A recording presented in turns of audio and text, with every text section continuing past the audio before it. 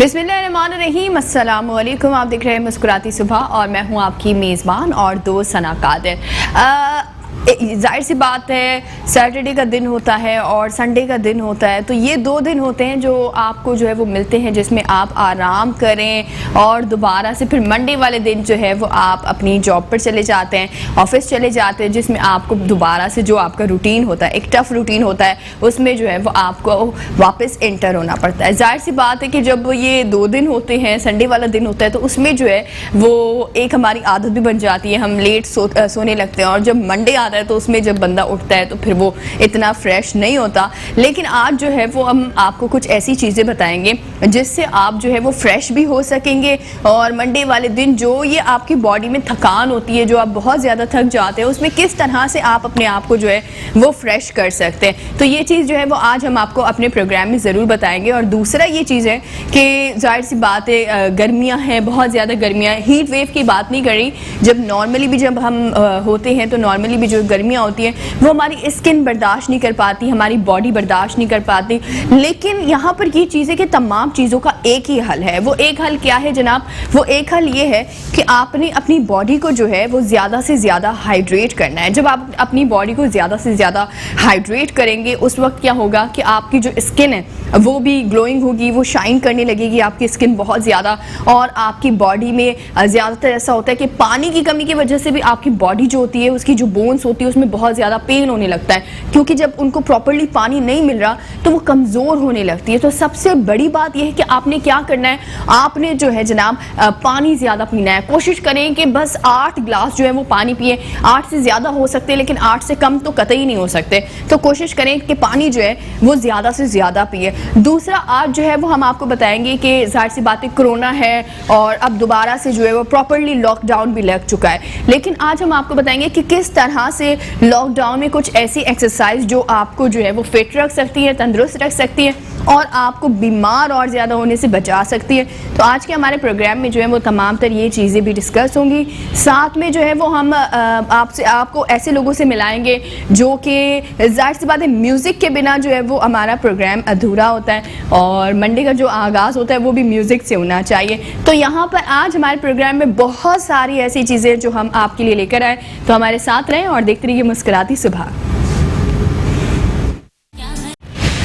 Okay जनाब, एक बार फिर आपको वेलकम करते हैं अपने प्रोग्राम मुस्कुराती सुबह में। और आज जो है वो, जैसे मैंने स्टार्ट में बताया था कि बड़ी इंटरेस्टिंग जो है वो आज बातें होने वाली हैं, और ख़ास तौर पर आज जो हमारे साथ गेस्ट मौजूद है वो आपको बताएंगे कि किस तरह से जो है वो कुछ एक्सरसाइज हैं जिनको अगर आप अपनी लाइफ में जो है वो उनको अपनी पार्ट ऑफ लाइफ बना देते हैं तो आप बहुत सारी चीज़ों से जो है वो बच सकते हैं। वेलकम करूँगी मैं डॉक्टर विनेश कुमार का, जो कि फिजियोथेरेपिस्ट भी हैं और योगा ट्रेनर भी हैं। उनसे मज़ीद जानेंगे कि आखिर जो है वो कौन सी ऐसी एक्सरसाइज हैं जो कि अगर हम पानी कम पीते हैं और हमारी जब बोन्स हैं वो कमज़ोर पड़ जाती है, किस तरह से हम अपनी डाइट का ख्याल रख सकते हैं। सबसे पहले मैं चाहूँगी कि आप स्टार्ट करें डाइट के हवाले से कि किस तरह से हम अपनी डाइट का ख्याल रख सकते हैं और कौन सी ऐसी चीज़ें हैं जो कि हमें अपनी डेली रूटीन में शामिल करनी चाहिए।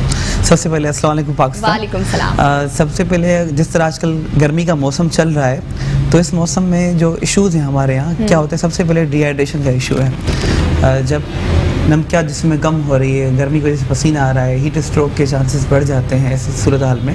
तो जो नेचुरल डाइट है इस मौसम में आप देखें, अगर मैं सबसे पहले देखें तो फालसा, वो कम्प्लीटली आपको हाइड्रेट करता है और इम्यूनिटी बूस्ट करता है। फिर आप वाटरमेलन, फिर मैंगो जो है, शुगर जिनको डायबिटीज़ से जो जूझ रहे हैं वो भी 2 जो है ले सकते हैं, उनकी स्लाइस ले सकते हैं मैंगो की, इससे ज़्यादा नहीं। तो मैंगो में भी भरपूर विटामिन्स और हाइड्रेशन भरी हुई है, आयंस भरे पड़े हुए हैं। बनाना है, और अगेन पानी तो सबको पीना ही है। जिस तरह आप भी पहले बता रही थी कि 8 गिलास तो कम है, मैं कहूँगा 12 गिलास पिए, एटलीस्ट 12 ग्लासेस पर डे होने चाहिए। जिनका वर्क अगर धूप में काम करते तो उनको तो और मज़ीद ज़्यादा पीना चाहिए। तो इसमें जो डाइट फ्रूट जो नेचुरल है ना उनको हमें ज़्यादा लेना चाहिए। जो हम सब्जियां फल फ्रूट सब्जियां इनमें ज़्यादा ऐड करनी चाहिए। गोश्त वगैरह गर्मियों में कम खाना चाहिए क्योंकि पहले ही तासीर गर्म बॉडी की चल रही होती है। अगर हम इस सूरत हाल में गोश्त और गर्म चीज़ें ज़्यादा मसाले वाली खाएंगे तो हमें अगेन हमारे सिम्टम्स जो अलामतें हैं गर्मी की वो बढ़ा देंगी। सही। तो ये बेसिक डाइट का ये फार्मूला। अच्छा, तो फ्रूट्स का इस्तेमाल कितना करना चाहिए? क्योंकि ज़्यादातर लोग ऐसे करते हैं, गर्मियों में खाना खाने का तो बिल्कुल दिल नहीं करता, तो हम खाने की बजाय दिन में जो हमारा लंच होता है उसमें हम फ्रूट्स को शामिल कर सकते हैं। बिल्कुल ऐसा है कि पहले तो आप देखिएगा आपका वेट कितना है, ठीक है। अगर आपका वेट बैलेंस्ड है, मुतवाज़िन है और BMI इंडेक्स जो होती है 18 और 25 के बीच में एक नॉर्मल बॉडी मास इंडेक्स होता है जो हाइट और आपका वेट जो है हम डिवाइड करके निकालते हैं BMI कितना है। तो BMI को चेक करने के बाद आप देखें कि आपकी कैलोरी रिक्वायरमेंट कितनी है पर डे की। जो बेसिक कैलोरी रिक्वायरमेंट होती है वो 1800 टू 2500 होती है। अगर कोई पहले ही फैटी है तो उनके लिए तो ये मौका है कुछ वेट कम कर ले। तो उनके लिए ये है कि वो बिल्कुल 3 वक्त नहीं खाएं, 2 वक्त लें, नाश्ता करें, ब्रेकफास्ट ज़रूर करें। ब्रेकफास्ट किसी को भी स्किप नहीं करना चाहिए। सही। दोपहर में वो सैलेड और फ्रूट बिल्कुल ऐड कर सकते हैं। इवन वाटरमेलन एक कंप्लीट डाइट है।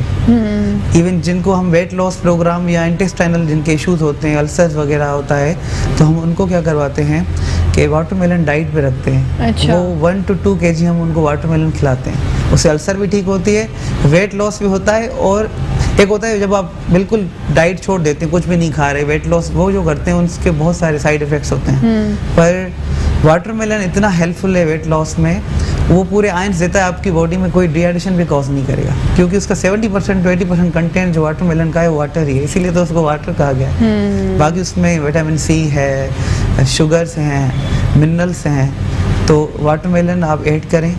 दोपहर लंच के टाइम सैलेड लें, फालसा अगेन लें जिसको ब्लैक क्यूरेंट कहते हैं, बेरीज मिल रही वो लें, और विटामिन C लेमन वाटर आप पिएँ दोपहर को।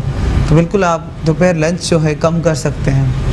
तो आप मतलब अगर लंच को कर भी रहे हैं कम, लंच को स्किप करें तो फिर इसमें यही शरायत है कि आपको फिर शाम का जो खाना हाँ, है वो रात का वो जल्दी खाएं। वो कोशिश करें 7 बजे खा लें क्योंकि आपने अगर 10 बजे या 9 बजे ब्रेकफास्ट किया है तो आपको शाम को कुछ घंटे हो गए गैप के, आप शाम को 7 बजे डिनर कर ले। डिनर लेट नाइट ना कर जिस तरह लोग कर रहे होते हैं 10, 11, 12 बजे, तो वो अच्छा नहीं होगा उसके लिए। तो वो आपके स्टमक के लिए भी अच्छा नहीं है, फिर वो डाइजेस्ट ओवरऑल जो है ना हमारा डाइजेस्टिव सिस्टम जो है वो सनलाइट से उसका इम्पैक्ट पड़ता है। जिस तरह एक हमारे प्रोटीन डाइजेशन जो है ना, जैसे 3 तरह की डाइट होती है, प्रोटीन होती है, कार्बोहाइड्रेट होती है और फैट डाइट होती है। गर्मियों का ये रूल होता है, ओवरऑल रूल ये होता है कि मॉर्निंग में आप फैट थोड़ा ऐड कर सकते हैं, बटर ले सकते हैं, घी ले सकते हैं, देसी थोड़ा सा यूज़ कर सकते हैं मॉर्निंग ब्रेकफास्ट में।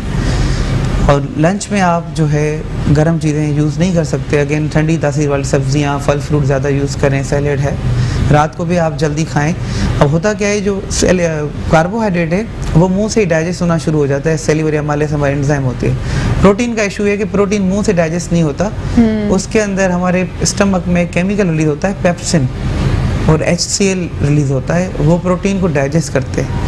तो वो रात को बिल्कुल कम रिलीज होता है, इसलिए कहा जाता है कि प्रोटीन डाइट जो है वो रात को नहीं खानी चाहिए, वो सुबह और दोपहर को खा सकते हैं। प्रोटीन डाइट हैवी होती है, इसमें चिकन है, एग्स हैं, ओट्स हैं, जिस तरह में स्प्राउट्स हैं, ये मॉर्निंग नाश्ते की चीज़ें हैं। नाश्ते में प्रोटीन बहुत अच्छा होता है, रात को नहीं खाना चाहिए। दालें हैं, पल्सेस हैं, ये बादी होती हैं, ये गैस प्रोड्यूस करती हैं, ये रात को खाना अच्छी नहीं। रात को सब्जियां आप रात को सब्जियां खाएं, रात को प्रोटीन वाली चीज़ें अवॉइड करें क्योंकि पेप्सिन सीक्रेट कम होता है और पेप्सिन की सीक्रेशन सनलाइट से कनेक्टेड है। जितना आप सूरज है आप हैवी खा लें वो हजम कर सकते हैं। सूरज ढल गया, सनसेट हो गया, उसके बाद जो है आप जो खाते हैं वो इतना अच्छा पचता नहीं, इतना अच्छा डाइजेस्ट और एब्जॉर्ब नहीं होता इंटेस्टाइन, वो पावर नहीं होती।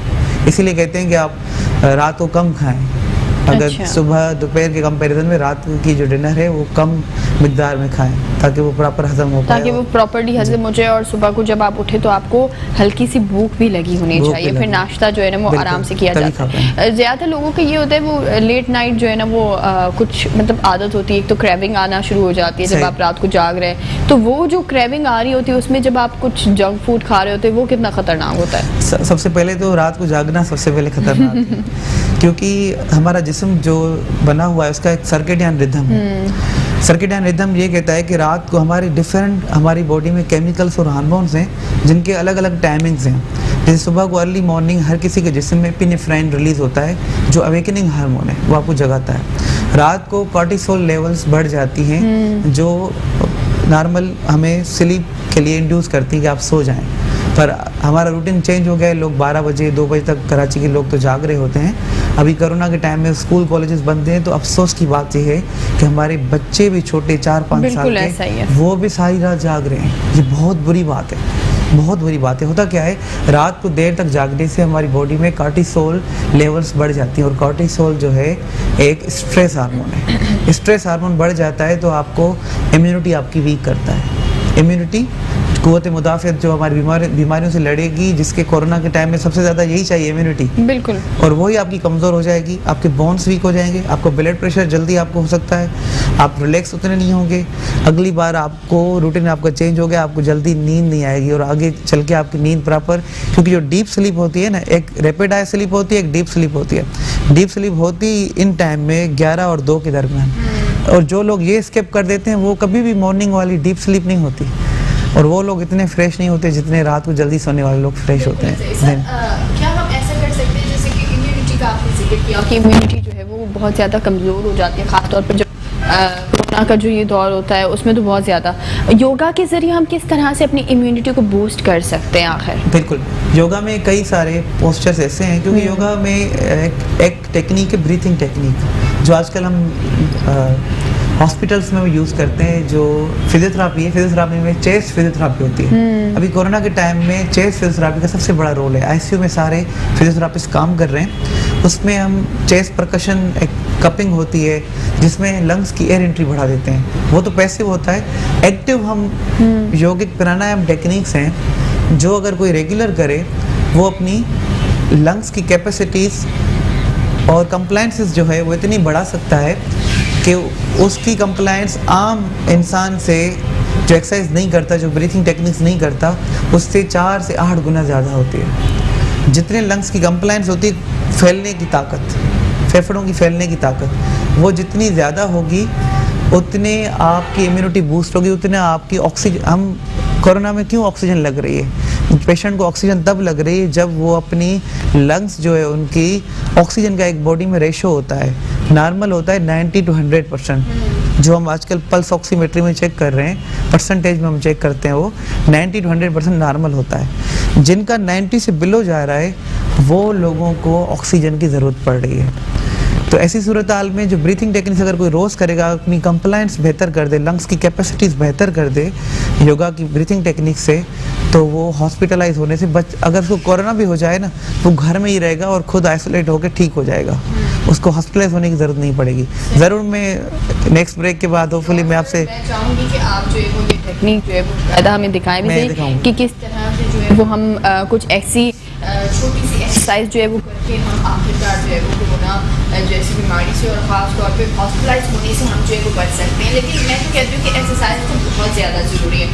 जब आप घर जा रहे होते हैं, मैं और आप जब बिल्कुल फ्री हो जाते हैं, घर जा रहे होते हैं, बहुत सारे लोग होते हैं जो कि लेज़ी हो जाते हैं, और जब लेज़ी होते हैं ना, वही फिर समझे कि वो ख़तरे की घंटी होती है और तमाम तर जो बीमारियां हैं उसी वक्त आप पर हमला करने लगती है। तो बेहतर ये कि घर जाएं, आराम से वॉक शॉक करें, हैंड फ्री लगाएं, कुछ सुन लें, कुछ देख लें। ये भी एक एक्टिविटी है, यकीन माने, कुछ देख लें, कुछ सुन लें, और ज़्यादा से ज़्यादा बेहतर ये कि कोई गेम खेल लें। आप बाहर चले जाएँ, आप टेबल टेनिस खेल रहे हैं, आप बास्केटबॉल खेल रहे हैं रात में, लेकिन इससे आपकी बॉडी बहुत ज़्यादा एक्टिव रहती है। बहुत सारे लोग ऐसे हैं जो कि रात के टाइम पर खास तौर पर टेबल टेनिस खेलते रहते हैं, क्योंकि उनसे भी उनकी फिर हाथ की जो है ना वो आराम से आपकी जो मूवमेंट होती है हाथ की, उससे फिर हो सकती है। टेबल टेनिस में पूरी बॉडी की मूवमेंट होती है, पूरी बॉडी की होती है, बहुत अच्छा वार्म अप है। तो ये बहुत ज़्यादा ज़रूरी है कि आप टेबल टेनिस खेलें और बहुत सारी ऐसी चीज़ें जो कि एक्टिविटीज़ करके आप अपनी बॉडी को फिट कर सकते हैं। यहाँ वक्त तो एक छोटे से ब्रेक का, कहीं ना जाए, देखते रहिए मुस्कुराते से।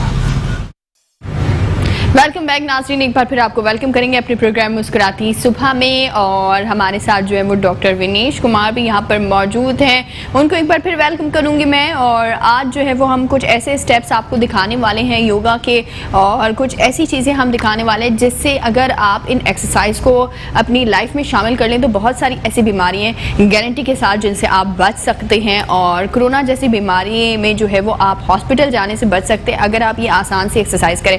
मैं चाहूँगी कि आप जो है वो प्रैक्टिकली हमें वो एक्सरसाइज करके भी दिखाएं, ताकि हमारे जो नाज़रीन हैं जो हमें देख रहे हैं उनके लिए वो आसानी हो और वो भी हमारे साथ घरों में जो है वो ये एक्सरसाइज दोहराएं। बिल्कुल, ये एक्सरसाइज जो मैं अभी सबसे पहले मैं ब्रीथिंग टेक्निक्स बताऊंगा, जिसको योगा प्राणायाम टेक्निक्स कहते हैं।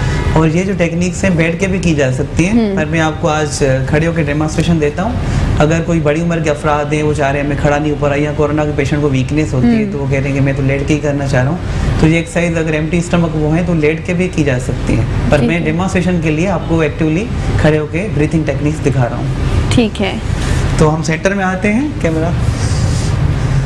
ठीक है, सबसे पहले जो है आप कोई भी ब्रीथिंग टेक्निक शुरू करें, या हम थोड़ा सा ब्रीथिंग का वार्म अप भी होता है। ब्रीथिंग वार्म अप किस तरह किया जाता है, उसमें आप एक स्टेप आगे आकर के इस तरह आर्म स्ट्रेच करें अप साइड, ठीक है, और लंबी गहरी सांस भरें।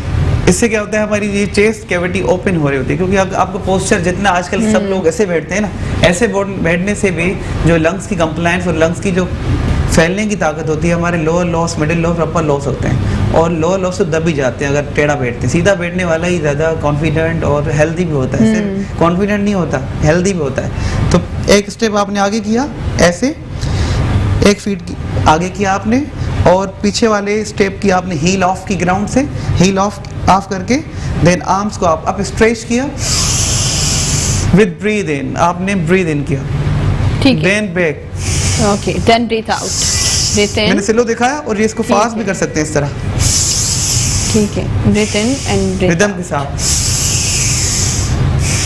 दाएं बाएं भी कर सकते हैं।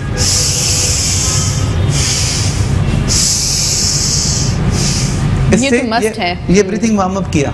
इसके बाद फिर चेस्ट कैविटी को ओपन करना है। हम लंग्स के कर रहे हैं, क्योंकि ये आप रेगुलर एक्सरसाइज करेंगे तो आपकी लंग्स की कंप्लायंस बढ़ेगी तो आपकी ऑक्सीजन सैचुरेशन कम नहीं होगी। अगर आपकी ऑक्सीजन सैचुरेशन कम नहीं होगी तो आपको हॉस्पिटल जाने की कोई जरूरत नहीं पड़ेगी। कोरोना हो भी गया ना तो घबराना नहीं है, आप उसको और कम कर सकते हैं, आप उस पर जीत पा सकते हैं। सेकंड में करूंगा, थोड़े से पैर उसमें खोल के रखते हैं, 1 फीट का डिस्टेंस दिया, ठीक है। आप स्ट्रेट बॉडी को किए, चेस्ट को फ्रंट पे लाए, हाथों को बिल्कुल चेस्ट के फ्रंट में आपने फॉरवर्ड किया और मिलाया इस तरह। चेस्ट एक्सपेंशन ब्रीथिंग कहते हैं इसको। आप बैक स्ट्रेच करते हैं, ओपन करते हैं, अपने चेस्ट को ओपन करते हैं और अपनी नेक को एक्सटेंड करते हैं, पीछे की जानिब ले जाते हैं, ठीक है। Inhale and forward, exhale, rhythm के साथ। नाइस। इनहेल और एक्सहेल सिर्फ ऐसे नहीं करना है, ये मूवमेंट से कुछ नहीं हुआ। जब मैं पीछे जा रहा हूँ मैं सांस भर रहा हूँ, जब मैं आगे आ रहा हूँ और एक्सहेल कर रहा हूँ, छोड़ रहा हूँ, इस तरह।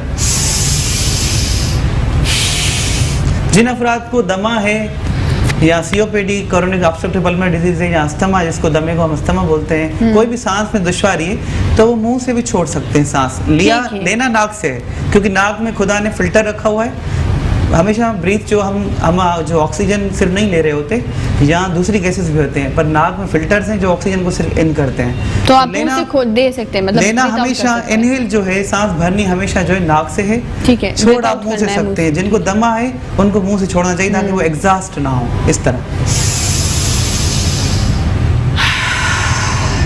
ठीक है, ये लंग्स एक्सरसाइज है, इससे आपकी इम्यूनिटी भी बूस्ट होगी। इम्यूनिटी बूस्ट होती है, लंग्स की कंप्लायंस बढ़ेगी, ऑक्सीजन सैचुरेशन मेंटेन रहेगी। जब हम नॉर्मल इंसान जो ब्रीथ कर रहा होता है, हमारा जो नॉर्मल 1 मिनट में ब्रीथिंग रेट होता है, 1 मिनट में 12 से 15 मरतबा होता है। जो इंसान डीप ब्रीथ करता है और एक सांस में जो हम लेते हैं 1.5 लीटर ऑक्सीजन लेते हैं। नॉर्मल जो ब्रीथ हम चल रही होती है, लंग्स 1.5 लीटर ले होते हैं। जब हम डीप ब्रीथ करते हैं ना,